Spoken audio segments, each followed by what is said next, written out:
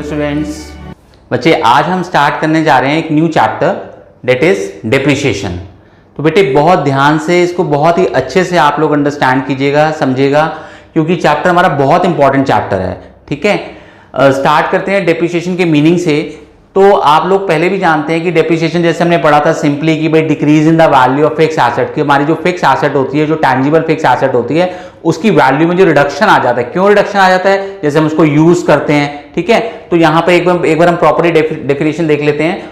Fall in the value of tangible fix assets because of its usages और with efflux of time और due to obsolescence और accident. तो बच्चे आप यहां देख रहे हैं, एक तो इससे पता चल रहा है कि टैंजिबल फिक्स एसेट के ऊपर प्रोवाइड होता है, लगता है। ठीक है, और क्यों लगता है, उसके कॉजेस क्या हैं, उसके रीजंस क्या हैं। पहला है usage, next is efflux of time, third is obsolescence and the fourth is accident. तो आइए इन कॉजेस के बारे में एक बार थोड़ा सा हम देख लेते हैं। पहला आता है यूज ऑफ एसेट। बच्चे यूज ऑफ एसेट में बेसिकली आप समझ रहे हैं कि जब हम उस चीज को यूज करते हैं, उसका वियर एंड टियर होता है, तो नेचुरली उससे हमारी एसेट की वैल्यू जो है वो डिक्रीज हो जाती है, फॉल वैल्यू हो जाती है, वैल्यू फॉल कर जाती है। नेक्स्ट हम आते हैं एफ्लेक्स ऑफ टाइम पे। ये क्या होता है? बेसिकली देखिए, हमारी कुछ एसेट्स होती हैं जिनकी फाइनाइट लाइफ होती है, कुछ होती हैं जिनकी एस्टिमेटेड लाइफ होती है। फाइनाइट लाइफ का एग्जांपल हो गया लीज। जैसे हम मान लीजिए हम कोई प्रॉपर्टी हमारी लीज के ऊपर है। लीज का होता है कि जैसे एक पर्टिकुलर फाइनाइट लाइफ होती है। जैसे हमने बोला सपोज 99 ईयर्स की लीज है, तो 99 ईयर्स तक हमने उसको पे करना होता है, उस लीज को हमने पे करना होता है जब तक हम उसको यूज करते रहते हैं, और उसके बाद वो एसेट हमारी हट जाती है हमारे पास से ऑटोमेटिकली। फिर हमने एक आती है एस्टिमेटेड लाइफ, जिनको हम एस्टिमेट करते हैं। जैसे अगर हम कोई मशीनरी बाय करते हैं तो हम उसको एस्टिमेट कर लेते हैं कि वो मशीनरी 10 साल चलेगी। हमने कोई गाड़ी बाय की तो हमने ले लिया कि वो 15 साल, उसकी एक गवर्नमेंट के हिसाब से, नॉर्म्स के हिसाब से एक एस्टिमेटेड लाइफ होती है। तो वो एक टाइम पीरियड के बाद वो भी खत्म हो जाती हैं। फिर आता है नेक्स्ट इज ऑब्सोलेंस। ऑब्सोलेंस में क्या होता है? बेसिकली आप देखते हैं कि हमारे जैसे जैसे न्यू टेक्नोलॉजी आती है, न्यू टेक्नोलॉजी जब आती है तभी हमारी, उसको हम बोलते हैं ना कि हमारी पुरानी टेक्नोलॉजी ऑब्सोलीट हो गई है, मींस वो पहले जैसी बेटर वो नहीं रही। तो बेसिकली जब हमारी प्रेजेंट टेक्नोलॉजी ऑब्सोलीट हो जाती है, और क्यों ऑब्सोलीट कहलाती है वो? क्योंकि due to advancement of technology, क्योंकि अब टेक्नोलॉजी की एडवांसमेंट हो चुकी होती है। जैसे आप देखते हैं कि अगर हम ऐसा लें कि पहले ब्लैक एंड व्हाइट टेलीविजन आते थे, लेकिन जैसे ही न्यू कलर टेलीविजन की डेवलपमेंट हुई तो जो ब्लैक एंड व्हाइट टीवी थे वो ऑब्सोलीट हो गए, वो टेक्नोलॉजी बिल्कुल खत्म सी हो गई। ठीक है, इसी तरीके से जब पहले ब्लैक एंड व्हाइट प्रिंटर्स आते थे, फिर जब कलर प्रिंटर्स आए, ठीक है, कलर फोटोकॉपीज आए, तो पुराने वालों ने जगह जो है उनकी खत्म होती चली जाती है। नेक्स्ट आता है एक्सीडेंट्स। एक्सीडेंट्स जो है ये बेसिकली आप समझ रहे हैं कि जैसे कोई भी नेचुरल कैलेमिटी भी हो सकती है, कुछ भी हो सकता है, तो इट मे बी परमानेंट। तो जो एक्सीडेंट है वो परमानेंट हो सकता है, but is not continuing and gradual. अब जो एक्सीडेंट है, अब कुछ भी अगर ऐसा रीजन रहता है तो परमानेंट, एक बार एक्सीडेंट हो गया, ठीक है, और वो चीज हमारी एसेट खत्म हो गई, उसकी वैल्यू फॉल कर गई, लेकिन वो कॉन्टिन्यूइंग नहीं होते हैं, ग्रेजुअली नहीं होते हैं। ऐसा भी नहीं होता कि वो लगातार होते रहे, और ऐसा भी नहीं होता कि थोड़ा थोड़ा होते रहे, राइट। तो आपने देखा कि these 4 are the causes of depreciation, जिसमें से हमारे फर्स्ट और सेकंड जो फैक्टर्स हैं, जो कॉजेज हैं, तो आप देख रहे हैं कि जो वो हमारी डेप्रिसिएशन से रिलेवेंट हैं, लेकिन जो थर्ड और फोर्थ तभी एप्लीकेबल होते हैं जब वो अकर करते हैं। तो मैंने यहां लिख दिया considered only when they occur, but first and 2 जो फैक्टर्स हैं they are relevant to the depreciation। और फिर भी आप इनके बारे में थोड़ा सा और अच्छे से अगर आप पढ़ना चाहते हैं तो आप अपनी टी एस अग्रवाल बुक के अंदर इस टॉपिक को रेफर कर सकते हैं, जिसमें उसमें दिया हुआ है कॉजेज ऑफ डेप्रिसिएशन। इन चारों के बारे में उसमें डिटेल में लिखा हुआ है, आप चाहें तो इसको वहां से भी एक बार रीड कर सकते हैं। आइए अब हम बात करते हैं मेथड्स ऑफ प्रोवाइडिंग डेप्रिसिएशन की। कौन कौन से मेथड्स हैं जो हम यूज करते हैं डेप्रिसिएशन को प्रोवाइड करने के, मींस डेप्रिसिएशन को लगाने के। बच्चे देखिए, there are 2 methods of providing depreciation. First is straight line method, जिसके नाम है fix percentage on original cost method भी बोलते हैं हम इसको, फिक्स इंस्टॉलमेंट मेथड के नाम से भी हम इसको बोलते हैं। And the second method is diminishing balance method, also called written down value method, reducing installment method and fix percentage on diminishing balance method. तो ये इनके ऑल्टरनेटिव नेम्स हैं जो आपको पता होने चाहिए, क्योंकि एग्जाम में कोई भी नेम यूज करके वो क्वेश्चन में पुटअप कर सकता है। अब हम थोड़ा सा, मैं आपको ब्रीफ में थोड़ा सा बता देता हूं आपको इन मेथड्स के बारे में कि इनमें हम कैसे प्रोवाइड करते हैं डेप्रिसिएशन, और बाकी फिर मैं आपको पूरा क्वेश्चन जो है प्रैक्टिकली करके दिखाता हूं। तो देखिए, हमने मान लीजिए बच्चे एज्यूम किया कि एक हमने कोई फिक्स एसेट परचेज की जिसकी ओरिजिनल कॉस्ट है 100 rupees and rate of providing depreciation is 10%। तो अगर हम केस नंबर 1 की बात कर रहे हैं case number 1 mean straight line method में क्या होता है कि एवरी टाइम जो हमें डेप्रिसिएशन प्रोवाइड करना होता है वो हमेशा ओरिजिनल कॉस्ट के ऊपर प्रोवाइड करना होता है। तो आप देख रहे हैं वहां पर ओरिजिनल कॉस्ट कितनी हमने एज्यूम की है, 100 रुपीज। तो फर्स्ट मेथड में जैसा कि मैंने आपको बताया कि हम एवरी टाइम ओरिजिनल कॉस्ट के ऊपर ही वो परसेंटेज कैलकुलेट करेंगे। तो जब हम फर्स्ट ईयर में डेप्रिसिएशन लगाएंगे तब भी 10% ऑफ ओरिजिनल कॉस्ट मींस जो कि 100 है 10 होगा। सेकेंड ईयर में भी 10% ऑफ ओरिजिनल कॉस्ट जो कि 100 है सॉल्व करेंगे 10 होगा। In the same manner third year and subsequent years. लेकिन अगर हम केस नंबर 2 फॉलो कर रहे हैं मींस अगर हम डिमिनिशिंग बैलेंस मेथड फॉलो कर रहे हैं जिसको हम रिटन डाउन वैल्यू मेथड भी बोलते हैं, तो इस मेथड में क्या होता है कि जो वैल्यू हमारी कम होती चली जाती है मींस आप देखते हैं डेप्रिसिएशन लगने के बाद एसेट की वैल्यू कम हो जाती है, तो जो नेक्स्ट ईयर के बिगनिंग में जो वैल्यू हो जाती है वो जो कम वाली वैल्यू हो जाती है हम उसके ऊपर डेप्रिसिएशन प्रोवाइड करते हैं सेकंड मेथड में। तो हम देखते हैं फर्स्ट ईयर में डेप्रिसिएशन लगेगा बच्चे 10% ऑफ 100 क्योंकि हमने 100 की बाय की है, इट विल बी 10। तो आप देख रहे हैं जब 100 रुपीज की वो चीज थी तो 10 रुपीज जब डेप्रिसिएशन लग गया तो उसकी वैल्यू सेकंड ईयर में हो गई 90। In the beginning of the second year it's value is 90। तो जो सेकंड ईयर में डेप्रिसिएशन लगने वाला है वो 90 के ऊपर कैलकुलेट होगा और 90 का जब आप 10% फाइंड करेंगे 9 आ जाएगा। और जब थर्ड ईयर के बिगिनिंग में उसकी वैल्यू कितनी हो जाएगी क्योंकि सेकंड ईयर के बिगिनिंग में 90 थी, अब थर्ड ईयर के बिगिनिंग जब सेकंड ईयर में हमने 9 रुपीज डेप्रिसिएशन लगा दिया 9 रुपीज तो उसकी वैल्यू कम हो जाएगी। तो थर्ड ईयर के बिगिनिंग में आपको वैल्यू मिलने वाली है 81। तो थर्ड ईयर में आप 81 का 10% फाइंड करेंगे जो कि 8 रुपीज 10 पैसा आएगा, जिसको आप 8 रुपीज राउंड ऑफ ले सकते हैं, वो तो कोई इतनी बड़ी बात नहीं है। तो मींस आप देख रहे हैं इसमें सेकंड मेथड के अंदर जो वैल्यूज हमारी कम होती जा रही है रिड्यूस होती जा रही है उन वैल्यूज के ऊपर डेप्रिसिएशन लग रहा है। पहले फर्स्ट ईयर में हमने लगाया 100 के ऊपर, सेकंड ईयर में हमने लगाया 90 के ऊपर, थर्ड ईयर हमने लगाया 81 के ऊपर। तो इस मेथड के अंदर हम इस मेथड को हम क्या बोलते हैं, डिमिनिशिंग बैलेंस मेथड। डिमिनिशिंग मतलब गिरती हुई, कम होती हुई, रिड्यूसिंग, रिटन डाउन। ठीक है, तो सबका मीनिंग एक ही है और मैंने आपको एक छोटे से एग्जांपल से समझाया, बाकी अभी हम और एग्जांपल्स इनको लेते हैं और डिस्कस करते हैं। और आप एक चीज में नोटिस कीजिएगा, चाहे हम फर्स्ट मेथड अप्लाई कर रहे हैं या हम सेकंड मेथड अप्लाई कर रहे हैं, दोनों में फर्स्ट ईयर का जो डेप्रिसिएशन का अमाउंट है वो सेम है। आप देख रहे हैं केस नंबर 1 से भी आंसर डेप्रिसिएशन का फर्स्ट ईयर में 10 है और सेकंड ईयर में भी आंसर 10 है। ये चीज आप नोटिस कीजिए, फिर हम और क्वेश्चन लेके आगे कंटिन्यू करते हैं। तो आइए स्टार्ट करते हैं इलस्ट्रेशन से। Illustration number 6 page number 14.17 of your book TS Agarwal.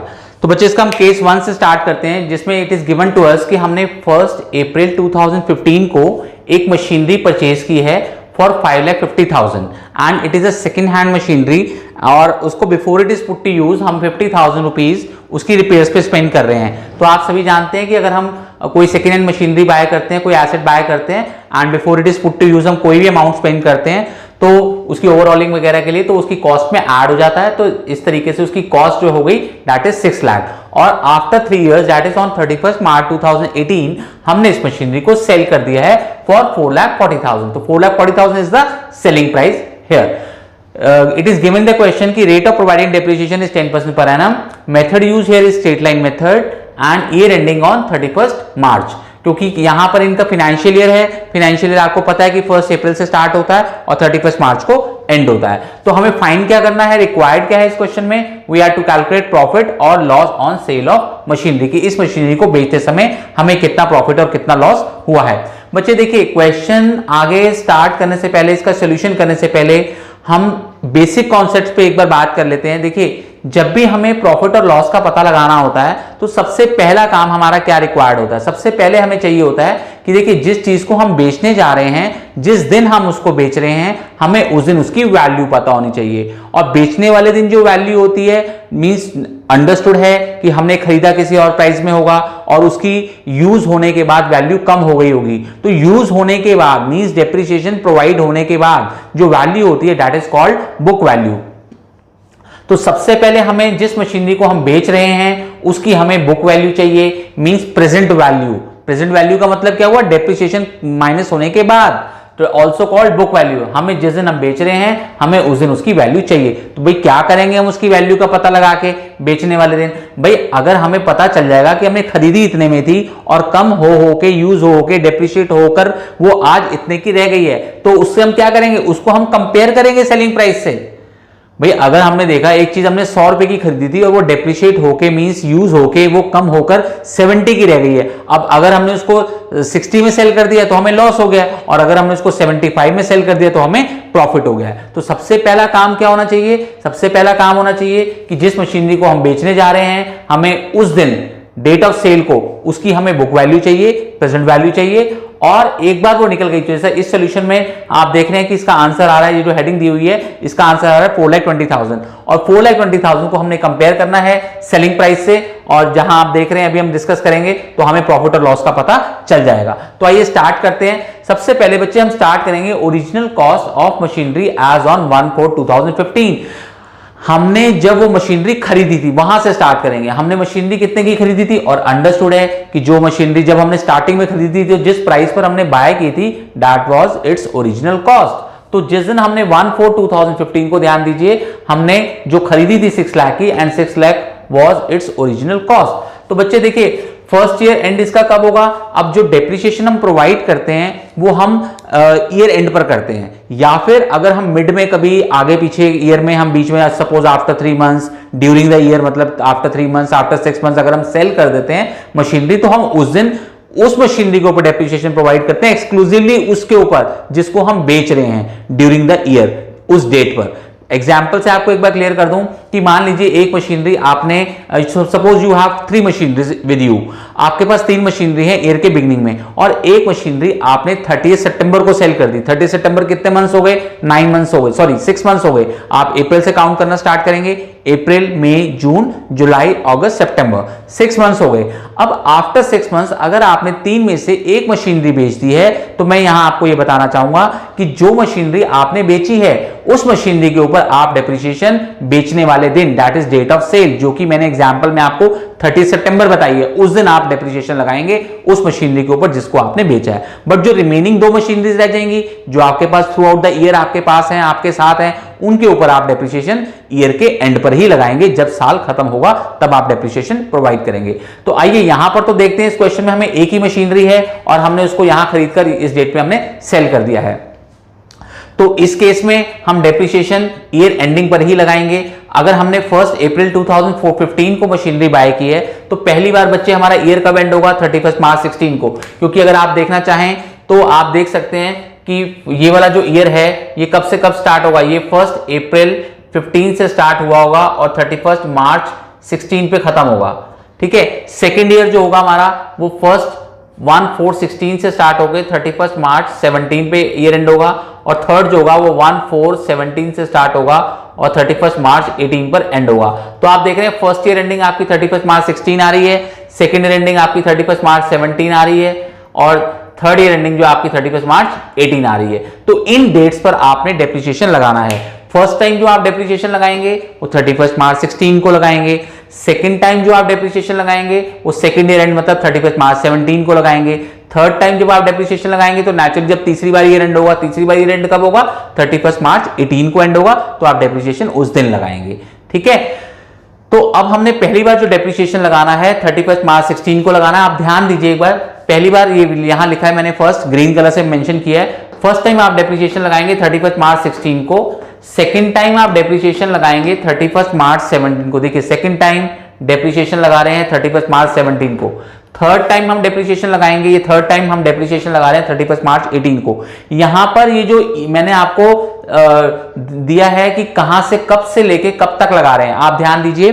जैसे मैंने यहां मेंशन किया है कि हम 1 अप्रैल 15 से लगा रहे हैं 31 मार्च 16 तक का, लेकिन लगा किस दिन रहे हैं, लगा रहे हैं 31 मार्च 16 को। इन द सेम मैनर ध्यान दीजिए, मैंने यहां पर बताया है कि हम डेप्रिसिएशन लगा रहे हैं 1/4/16 से 31 मार्च 17 तक, लेकिन लगा कब रहे हैं, 31 मार्च 17 को लगा रहे हैं। And in the same manner यहां पर हम डेप्रिसिएशन लगा रहे हैं 1/4/17 से 31 मार्च 18 तक, लेकिन अगेन लगा कब रहे हैं, 31 मार्च 18 को। तो आप देख रहे हैं पहली बार डेप्रिसिएशन 31 मार्च 16 को लग रहा है, सेकंड टाइम 31 मार्च 17 को लग रहा है, एंड थर्ड टाइम 31 मार्च 18 को लग रहा है। तो बच्चे हमने मशीनरी बाय की ओरिजिनली 1 अप्रैल 2015 को 6 लाख रुपीस की, एक साल बीता खरीदने से लेके, जिस दिन हमने खरीदी उस दिन से लेके एक साल फर्स्ट ईयर एंडिंग आई, ये पूरे 1 ईयर का पीरियड है, और हमने स्ट्रेट लाइन मेथड कहता है कि हमने जो डेप्रिसिएशन लगाना है वो ओरिजिनल कॉस्ट के ऊपर लगाना है, and original cost in this question is 6 lakh here, तो हम 6 लाख का 10% फाइंड करेंगे जो कि 60,000 आएगा और यहां पे पुट कर देंगे। तो बच्चे एक साल बाद उसकी वैल्यू, एक डेट चेंज हो जाएगी 31 मार्च 16 के बाद जो डेट आ जाएगी ये सेकंड ईयर बिगिनिंग होगा, basically it is the date of second year beginning की डेट है ये 1 अप्रैल 16, तो उस दिन जो वैल्यू होगी that is called book value, वो हो जाएगी 5,40,000। तो अभी तक आपने क्या देखा कि जो मशीनरी आपने 1 अप्रैल 2015 को बाय की, पूरे साल आपने इसको यूज किया और वो 60,000 डिप्रिशिएट हो गई और सेकंड ईयर के बिगिनिंग में उसकी वैल्यू 5,40,000 रह गई। इन द सेम मैनर अब वो सेकंड ईयर यूज होगी। सेकंड ईयर का क्या टाइम स्पैन है, मैंने यहां पर भी मेंशन किया है 1/4/16 से 31 मार्च 17, यहां भी मेंशन किया है 1/4/16 से, तो ये सेकंड ईयर का टाइम स्पैन पीरियड है। तो इसमें अगेन ये पूरा 1 ईयर का पीरियड है और क्योंकि हम स्ट्रेट लाइन मेथड यूज कर रहे हैं तो अगेन हमें 6 लाख का 10% ही फाइंड करना है जो कि 60,000 आएगा।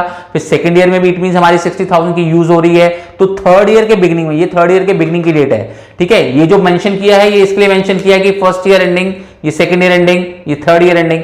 तो अब 4,80,000 की जो मशीनरी है वो हमारी कब है, सेकंड ईयर के बिगिनिंग में 1 अप्रैल 2017 को। तो एक बार मैं फिर से ब्रीफ कर देता हूं कि हमने 6 लाख रुपए की खरीदी, पहले साल यूज की 60 की यूज हो गई, सेकंड ईयर के बिगिनिंग में 540 रह गई, फिर हमने सेकंड ईयर यूज की, फिर थर्ड ईयर के बिगिनिंग में 4,80,000 रह गई। अब बच्चे हमने थर्ड ईयर में, थर्ड ईयर हमारा कब से स्टार्ट हो रहा है, 1/4/17 से स्टार्ट होगा और 31 मार्च 18 तक चलेगा, ठीक है। तो इस साल भी हमने पूरा, ये भी 1 ईयर का पीरियड है, अगेन इस पूरे साल में हम 60,000 रुपीज डेप्रिसिएशन लगाएंगे और 3 साल बाद उसकी वैल्यू इस तरीके से रिड्यूस होते होते 420 रह गई। तो आपने देखा 6 की बाय की, सेकेंड ईयर बिगिनिंग में वो 540 की रह गई, थर्ड ईयर बिगिनिंग में वो 480 की रह गई और थर्ड ईयर एंड में जब आपने बेची वो 4,20,000 की रह गई। अब हमने इसका क्या करना है, ये 31 मार्च 2018 को उसकी वैल्यू है 4,20,000। अब हमने इसको सेलिंग प्राइस से कंपेयर करना है in order to get profit और लॉस। तो अब हम यहां लिखेंगे, ध्यान दीजिए मैं आपको एक बार बता दूं कि जो अभी हमने, अब हमारा सेकंड वर्किंग नोट क्या है, कैलकुलेशन ऑफ प्रॉफिट और लॉस ऑन सेल, जो कि हमें क्वेश्चन में रिक्वायर्ड है कि we are to calculate profit और loss on sale of machinery. इसको निकालने के लिए आप क्या करें, जो आपने हेडिंग दी है, ध्यान दीजिए ये जो आपने हेडिंग दी है और इस हेडिंग का अमाउंट आपने क्या सॉल्व किया है 4,20,000, ये पूरी हेडिंग एज इट इज, ये वाला अमाउंट आप यहां लिख दें, book value of machinery sold as on date of sale that is 31 March 18 is 4,20,000। तो क्या मैंने बताया, आप पूरी heading along with the amount यहां डाल देंगे, फिर उसके बाद लिखें बट सोल्ड फॉर, लेकिन हमने उसको कितने में बेचा, यहां हमें गिवन है सेलिंग प्राइस, हमने उसको सेल किया 4,40,000 रुपीज में। तो बच्चे देखिए जिस दिन हम बेच रहे थे उसकी वैल्यू 420 थी, हमने उसको बेचा 440 में, तो ज्यादा बेचा ना, तो ज्यादा में बेचा तो हमें क्या हो गया, प्रॉफिट हो गया इस तरीके से, कितना 20,000। तो आपने देखा इस तरीके से हमें 20,000 रुपए का प्रॉफिट हुआ, जो आंसर था वो हमने फाइंड कर लिया, ठीक है। अभी बच्चे हम एक केस और करेंगे, इसका केस नंबर 2 भी करेंगे, सेम मेथड यूज करेंगे, स्ट्रेट लाइन मेथड यूज करेंगे और फिर नेक्स्ट क्लास के अंदर हम इन्हीं चीजों के, इन्हीं वर्किंग्स को लेके इनके अकाउंट्स प्रिपेयर करेंगे, राइट। तो आप एक बार इसको नोट कर लीजिए और अंडरस्टैंड भी कर लीजिए, रिवाइज कर लीजिए। तो आइए अब स्टार्ट करते हैं केस नंबर 2 से। बच्चे इसमें आप देखिए हमने 1 अप्रैल 2016 को परचेज की है machinery for ₹5,50,000 and spent ₹50,000 on its repairs, तो it is 6 lakh is the total cost. और इसमें date of sale is 30/9/2018 that is 30 सितंबर 2018 को हमने इस मशीनरी को सेल कर दिया फॉर ₹4,40,000। सेम इंफॉर्मेशन है, rate of providing depreciation is 10% per annum, straight line method है और ईयर एंडिंग 31 मार्च है। यहां भी अगेन हमें फाइंड करना है प्रॉफिट और loss on sale of machinery. जैसा कि मैंने अभी आपको बताया था कि सबसे पहले हमने जो हमारी डेट ऑफ सेल होती है, आप देख रहे हैं ये क्या है, डेट ऑफ सेल, और ऊपर वाली है डेट ऑफ परचेज। तो आपने डेट ऑफ सेल को बुक वैल्यू निकालनी होती है, ये यहां लिखा हुआ है डेट ऑफ सेल, ध्यान दीजिए। तो डेट ऑफ सेल इज 39/2018, तो इस दिन हमने फाइंड करनी होती है उस मशीनरी की वैल्यू जिसको हम बेचने जा रहे हैं। तो सबसे पहले हम कहां से स्टार्ट करते हैं, हम स्टार्ट करेंगे original cost of machinery as on date of purchase. Date of purchase is 1/4/16 in this question. तो हमने 6 लाख की उसको बाय की। अब बच्चे देखिए हमने 1416 से लेके हमने इसको यूज करना स्टार्ट किया बाय करके, और हम कहां तक यूज कर रहे हैं, फर्स्ट टाइम हम डेप्रिसिएशन कब लगाएंगे, ईयर एंड होगा 31 मार्च 17 को, तो on 31 March 17 we will provide depreciation for the whole year and it will be again 10% of 6 lakh which will be 60,000 as we are using straight line method here. आपको पता है straight line method बोलता है कि जब भी हमें डेप्रिसिएशन प्रोवाइड करना है उसकी ओरिजिनल कॉस्ट के ऊपर ही लगाना है, दैट इज 6 लाख के ऊपर। तो इस तरीके से एक साल बाद मीन जिसको हम सेकेंड ईयर की बिगिनिंग बोलेंगे, हमारे पास जो वैल्यू आएगी 5,40,000 उसको हम क्या बोलेंगे, book value of machinery sold as on 1/4/2017। अब हमें इसके इस दिन से लेकर एक साल बाद 31 मार्च 18 तक अगेन हमने डेप्रिसिएशन प्रोवाइड करना है, पूरे ईयर का है, again 10% of 6 lakh it will be 60,000 and we get 4,80,000 is book value of machinery sold as on 1/4/2018।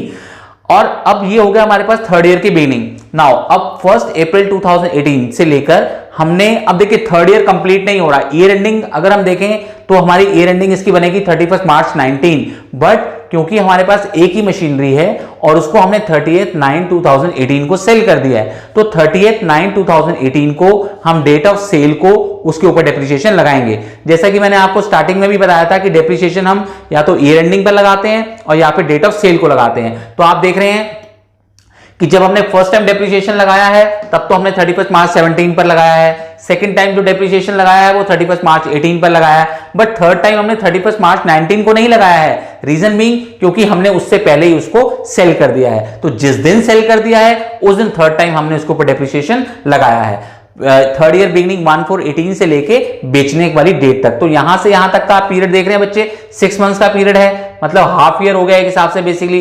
तो हम यहां पर कैलकुलेशन करते समय हम 6 मंथ्स का डेप्रिसिएशन कैलकुलेट करेंगे, मींस इंटू 6/12 कर देंगे, तो हमारा आंसर जो आएगा वो इंस्टेड ऑफ 60 30,000 आएगा।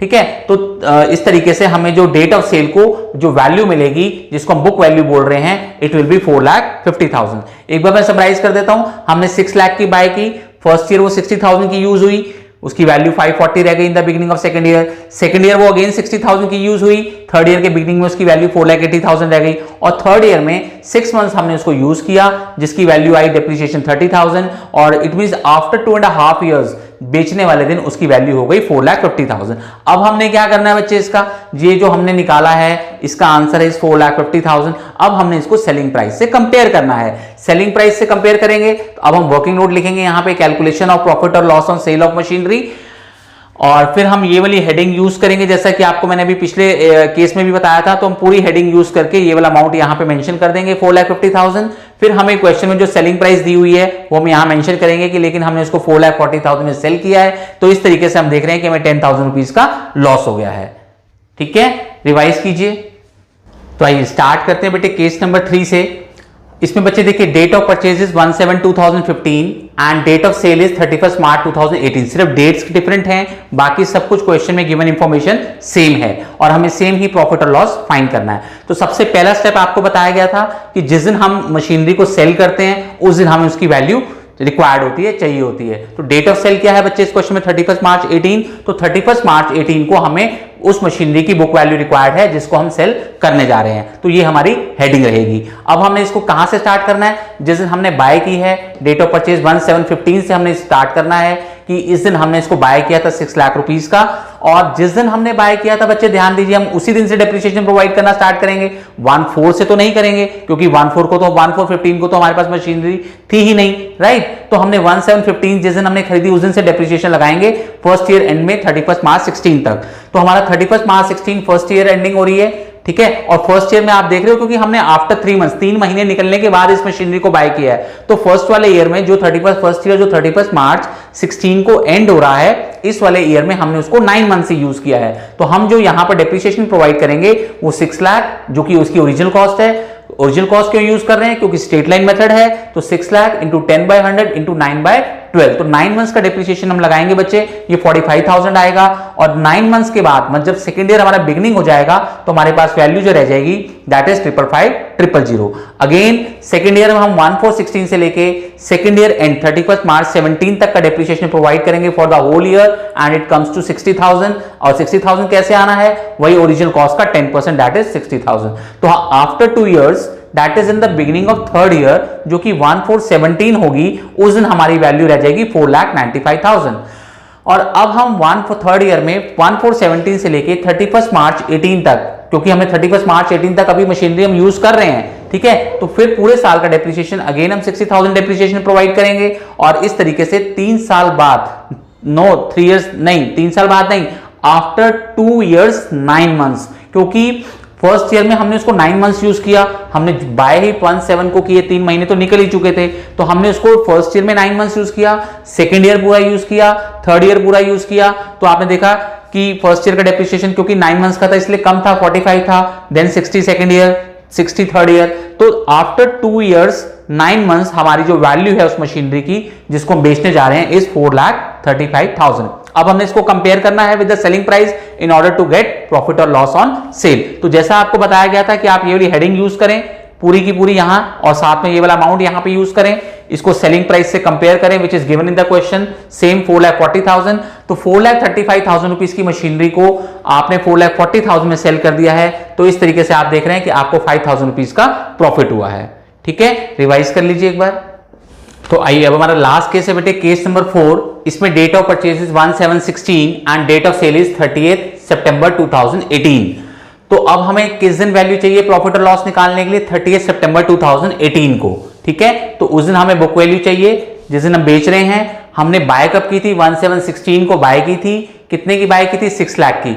इट मींस ये वाला ईयर में, जिस ईयर में हमने बाय की उसमें 3 मंथ्स निकल गए और हमारा फर्स्ट ईयर एंड कब हो रहा है? 31 मार्च 17 को। ठीक है, फर्स्ट ईयर एंड, तब हम इट मींस 9 मंथ्स का डेप्रिसिएशन प्रोवाइड करेंगे। अगेन 6 लाख इंटू 10/100 इंटू 9/12 45,000 आ जाएगा। तो सेकंड ईयर के बिगिनिंग में 1417 को वैल्यू रह जाएगी 555,000। अब 1417 से लेके 31 मार्च 18 पूरा 1 ईयर हो जाता है बच्चे। इसका डेप्रिसिएशन 60,000 आ जाएगा, 6 लाख का 10%, और इस तरीके से हमारे पास जो वैल्यू आ जाएगी 4,95,000 that is in the beginning of third year 1/4/2018। अब देखिए सेकंड टाइम हमने फर्स्ट टाइम डेप्रिसिएशन लगाया 31 मार्च 17 को 9 मंथ्स का, 31 मार्च 18 को हमने लगाया फुल ईयर का। अब हमें 31 मार्च 19 को नहीं, क्योंकि उससे पहले ही हमने सेल कर दिया है 30/9/2018 में। तो इट मींस इस ईयर में हमने उसको 6 मंथ आफ्टर 6 मंथ सेल कर दिया है। देखिए ध्यान दीजिए, फर्स्ट ईयर में जिस ईयर में हमने परचेज की थी उस ईयर में हमने आफ्टर 3 मंथ्स परचेज की थी, तो हमने यूज कितने मंथ्स की? 9 मंथ्स। तो जितने मंथ्स हमने यूज की उतने मंथ्स का हमने डेप्रिसिएशन प्रोवाइड किया, क्योंकि डेप्रिसिएशन वही होता है कि जितने मंथ्स हम यूज करते हैं उतने टाइम पीरियड को अप्लाई करते हैं। तो सेकंड ईयर पूरा हमने यूज किया फुल ईयर, और थर्ड ईयर में हमने आफ्टर 6 मंथ्स हमने उसको सेल कर दिया। ईयर हमारा स्टार्ट हुआ 1/4/18 से, और हमने आफ्टर 6 मंथ दैट इज 30 सितंबर को हमने उसको सेल कर दिया। तो जो हम डेप्रिसिएशन प्रोवाइड करेंगे वो 6 मंथ्स का प्रोवाइड करेंगे। 6 लाख इंटू 10/100 इंटू 6/12 तो 30,000 आ जाएगा। तो आफ्टर, तो इसमें आपने देखा हमने पहले यूज किए, सबसे पहले हमने किया इसमें 9 मंथ्स, देन हमने किया फुल 1 ईयर, ठीक है, देन हमारा था 6 मंथ्स का पीरियड। तो इस तरीके से कितने मंथ्स हो गए? अगर इसको मंथ्स में कर दें तो ये हो गए हमारे 12 मंथ्स, यहां कर दें तो ये हमारे 27 मंथ्स आफ्टर 12 और 12 एंड 6 18 एंड 9 27 मंथ्स। तो 27 मंथ्स हम इसको ये भी बोल सकते हैं कि 2 इयर्स 3 मंथ्स, ऐसा भी बोल सकते हैं। तो 2 ईयर 3 मंथ्स के बाद हमारी जो वैल्यू हो गई हमारी मशीनरी की हो गई 4,65,000। तो इसको हमने कंपेयर करना है सेलिंग प्राइस से 4,40,000 से। तो इस तरीके से हमें लॉस हो जाएगा 25,000 रुपीज का, क्योंकि हमने जो वैल्यू है उससे कम में सेल किया है। तो हमारा answer is loss on cell is 25,000। तो बच्चे अब हमने सारे स्ट्रेट लाइन मेथड को यूज करके सारे एग्जांपल्स किए हैं। नेक्स्ट क्लास में, नेक्स्ट लेक्चर के अंदर हम यही सारे चारों के चारों केसेस हम रिटन डाउन वैल्यू मेथड से, डिमिनिशिंग बैलेंस मेथड से करेंगे, और उसके बाद फिर हम इनके अकाउंट्स प्रिपेयर करेंगे। राइट, तब तक के लिए आप इनको रिवाइज करके रखेंगे। कोई भी आपको डाउट आता है आप कमेंट बॉक्स में पोस्ट कर सकते हैं। Okay, bye bye, good night.